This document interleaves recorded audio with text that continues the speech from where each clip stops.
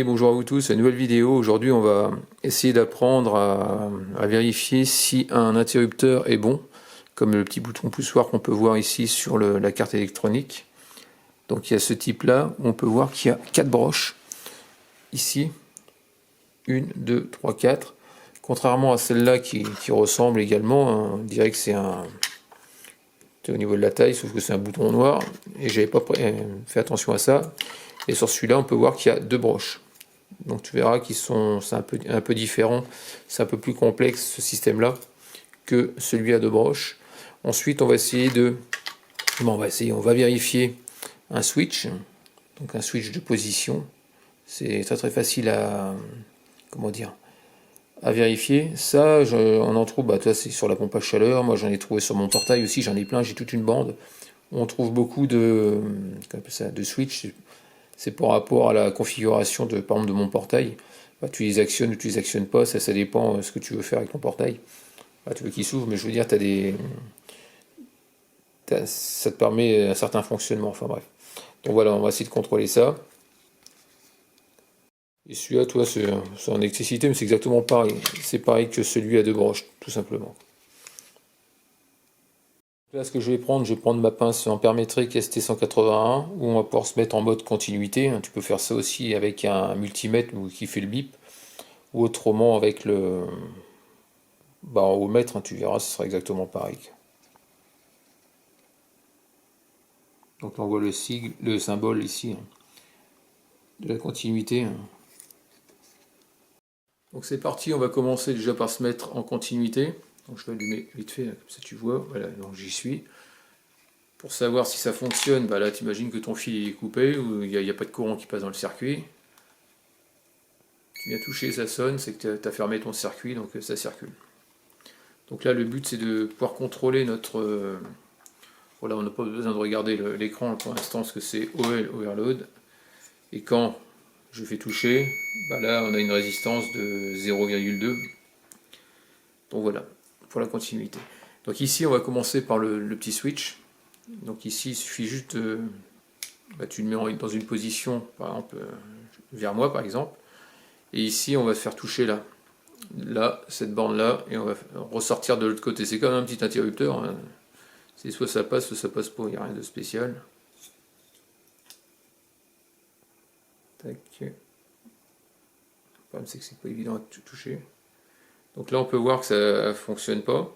Et là si je bouge le switch vers là-bas, le courant il passe. Donc là, cette position là elle marche, il n'y a pas de problème. On va faire exactement pareil de l'autre côté. On va toucher l'extrémité là. Bon là ça n'a pas marché forcément. Là si je le pousse vers l'avant, ça marche. Donc mon switch il est en état de marche. Tout simplement. Donc là, pour ce bouton poussoir, c'est on va le considérer comme un single throw, un ST, simple position en français, cela signifie qu'il a une seule position de connexion. Comment ça fonctionne? C'est simple, le circuit est ouvert, il n'y a pas de continuité entre les deux broches, et en appuyant, le circuit se ferme, créant une continuité entre les deux broches. Donc c'est donc un interrupteur qui peut être soit en position ouverte, non connecté, soit en position fermée, connecté lorsqu'on appuie dessus. Donc voilà, donc un coup ça passe pas. Donc celui-là c'est un ST. Ici maintenant on va passer au test du numéro 2, c'est de vérifier que mes boutons poussoirs fonctionnent. Ça reste très simple. Ici, comme tu peux voir, il y a 1, 2, 3, il y a 4 interrupteurs. Ici, tu regardes où sont les broches. Tac, on va faire toucher les deux. Donc il n'y a pas de polarité, on se met au mètre, en continuité pareil.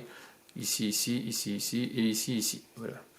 Sauf que quand on va faire toucher, ici je vais appuyer. Là je vais appuyer dessus, sur le bouton. Je vais essayer de faire toucher les deux bornes. Et là ça va sonner normalement. Voilà, si je relâche l'interrupteur, ça sonne plus.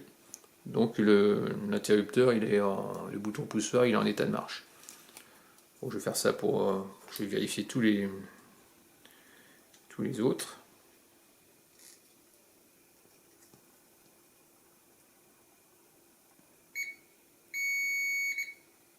Ça marche plus. On fait pareil. c'est relativement simple à pouvoir vérifier. Voilà, ça marche plus. Hop, et le dernier fonctionne. Donc ici les 4 ont été vérifiés, donc c'est nickel. Donc tu as vu pour le switch, tu as vu pour celui-là, pour les 2 broches. Et tu vas voir que pour les 4, c'est un peu plus compliqué pour on appelle ça le 4 broches. C'est comment dire. Donc le problème c'est que tu as. On va faire le tour. Attends, je vais essayer de te. Parce que j'ai commencé à regarder avec ChatGPT ce que j'avais. Je me suis quand même posé la question là-dessus, ce que je comprenais pas. Je comprenais pas ce qu'il me disait, ce qu'il emploie des mots que je connais pas du tout. Donc apparemment tu as des interrupteurs DPST, double pôle single throw. Tu as du SPDT, simple pôle double throw, un truc comme ça, si je dis pas de bêtises. Donc le DPST, c'est 2 paires de contacts qui sont normalement fermés et se ferment ou s'ouvrent simultanément. Et un SPDT, que les contacts ne changent pas de manière distincte entre les positions. Il est possible que l'interrupteur soit un DPST. Donc là on a pu voir que ce type d'interrupteur c'était un ST, donc single throw. Et donc c'est soit ça marche, soit ça marche pas. Le courant il passe, tu appuies, il s'arrête, tu appuies, ça passe, donc c'est un ST celui-là. Donc là maintenant ce qu'on va essayer de faire, c'est essayer de déterminer, savoir si cet interrupteur justement de machine à laver c'est un SPDT, donc simple pôle double throw, ou un double pôle simple throw. Donc on va essayer de déterminer ça en essayant de faire des mesures et en essayant surtout d'arriver à voir si le courant il passe dans certaines positions. On va essayer de. Donc on va y aller vraiment au hasard au départ. Bon voilà, donc ce que j'ai pu faire, je t'ai dessiné un petit interrupteur. Là le rond c'est le bouton noir de l'interrupteur, hein, voilà. Bah, c'est exactement pareil. Donc là c'est en mode appuyé, ça c'est en mode non appuyé. Donc j'ai commencé par la première mesure, c'est-à-dire à regarder qu'est-ce qui se passait. Donc j'ai branché mon voltmètre en continuité. J'ai fait toucher ici devant la première broche, la 1 et la 4, et là ça sonne malgré que tu touches pas à l'interrupteur. Ensuite ici le 2 et le 3 ça sonne pareil sans appuyer sur l'interrupteur. Donc là ça veut dire que si ça sonne c'est normalement fermé, c'est que le courant y passe. En gros l'interrupteur il sert à rien. Maintenant on va passer en mode contrôle, ce coup-ci quand je vais appuyer sur l'interrupteur, je vais mesurer.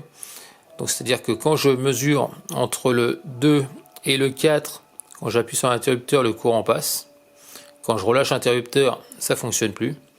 Quand je fais entre le 1 et le 3, quand j'appuie sur l'interrupteur, le courant passe. Quand je relâche, ça passe plus. Quand je fais entre ici, le 4 et le 3, quand j'appuie, le courant passe. Je relâche, ça passe plus. Et quand je fais entre le 1 et le 2, le courant passe. Je relâche, le courant ne passe plus. Avec le voltmètre, avec le ohmètre en mode continuité. Donc, toujours pareil, continuité. Hein. Si je fais toucher ici,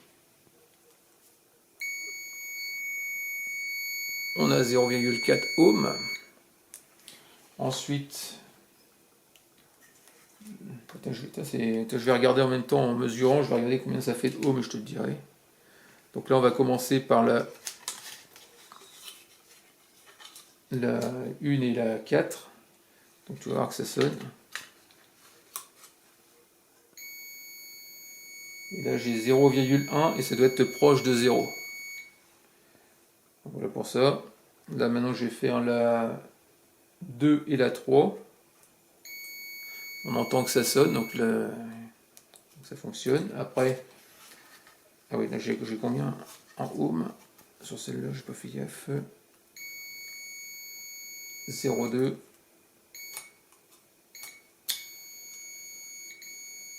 Ah, 0,2 partout. Ensuite, on va faire maintenant le 1 et 2. Donc on va voir que ça marche pas. Voilà, il se passe rien. Et là, je vais faire l'autre, la 1 et 4 et la 3, il ne se passe rien non plus. Donc mon schéma il est bon par rapport à ce que j'ai dessiné. Ensuite maintenant on va faire exactement les mêmes mesures, mais ce coup-ci en appuyant sur l'interrupteur. Donc là je vais faire la 1 et la 4. Donc la 1 c'est celle-là. Et la 4 c'est en bas. On va essayer d'appuyer en même temps. Je relâche. Donc tu vois ça fonctionne. Et maintenant je vais faire la 2 et la 3. Donc on va inverser ici. Je vais pas me planter, ouais, c'est ça. Tout en appuyant. C'est pas évident avec les doigts.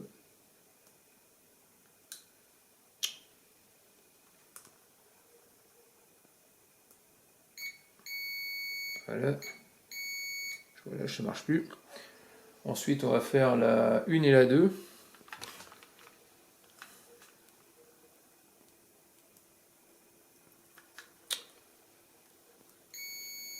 Relâche. Voilà, ça fonctionne. Et après, on va faire la 1, 2, la 3 et la 4.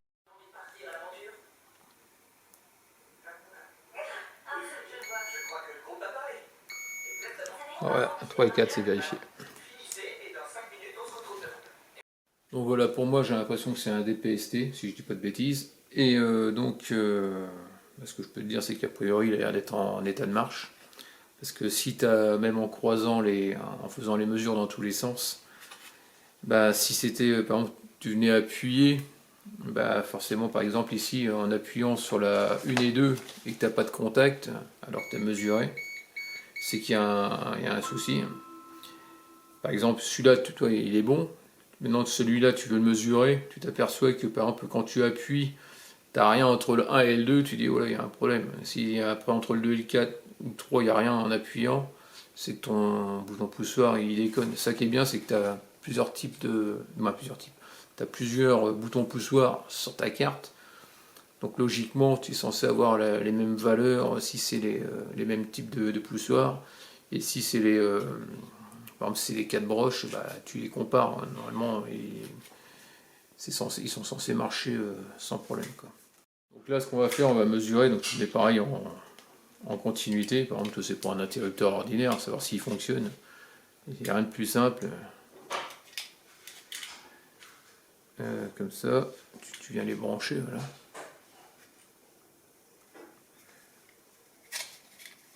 Tu appuies dessus. Ça marche plus, ça marche, et puis voilà, comme tout simplement. Bon voilà, terminé pour cette petite vidéo, en espérant que ça t'ait plu. N'hésite pas à me laisser des commentaires avec des j'aime ou j'aime pas, comme d'habitude, pense à t'abonner. Actionne la cloche de notification si tu veux voir d'autres vidéos de ma part, et puis je te dis à très bientôt dans une prochaine vidéo. Ciao.